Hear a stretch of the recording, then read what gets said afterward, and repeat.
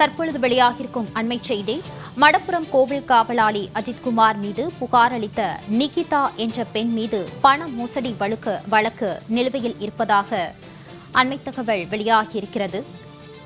மடப்புரம் கோவில் காவலாளி அஜித்குமார் மீது புகார் அளித்த நிகிதா என்ற பெண் மீது பண மோசடி வழக்கு நிலுவையில் இருப்பதாக அண்மை தகவல் வெளியாகியிருக்கிறது. கூடுதல் விவரங்களோடு செய்தியாளர் சல்மான் இணைக்கிறார். வணக்கம் சல்மான், இது குறித்தான விவரங்களை வழங்கலாம்.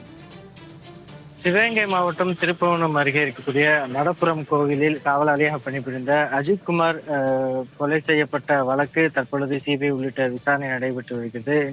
இந்த வழக்கினுடைய முன்னதாக இந்த புகாருடைய பிரதான என்பது கடந்த 27ஆம் தேதி நிகிதா என்ற மதுரை திருமங்கலத்து ஜேபி கடன் தொகுதியில் சேர்ந்த நிகிதா என்ற பெண் தான் அவருடைய தாயாருடன் வரும்பொழுது அதுபோன்று நேரடியாக அந்த கோவிலுக்கு சாமி கும்பிட வரும் பொழுதுதான் காரில் 9.5 பவுன் நகை வைத்ததாகவும் அது மற்றும் 2500 ரூபாய் பணம் காணாமல் போனதாகவும் கூறப்பட்ட நிலையில்தான் அந்த புகாரின் அடிப்படையில் விசாரணை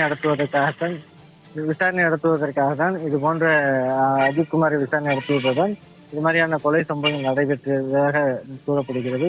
இந்த நிலையில்தான் அந்த ஏற்கனவே அந்த நிகிதா மீது பணம் வாங்கி அரசு வேலை வாங்கி தருவதாக கூறி மோசடி செய்ததாக ஒரு திருமங்கலம் தாலுகா காவல் நிலையத்துக்கு உட்பட்ட பகுதியில் கடந்த ஒரு 15 ஆண்டுகளுக்கு முன்பாக ஒரு வழக்கு பதிவானது. 2010ஆம் ஆண்டு ஒரு வழக்கு பதிவு செய்யப்பட்டதாக தற்பொழுது அதனுடைய முதல் தகவல் அறிக்கை ஆனது சமூக வலைதளங்கள் வெளியாகி பரபரப்பை ஏற்படுத்தி இருக்கிறது.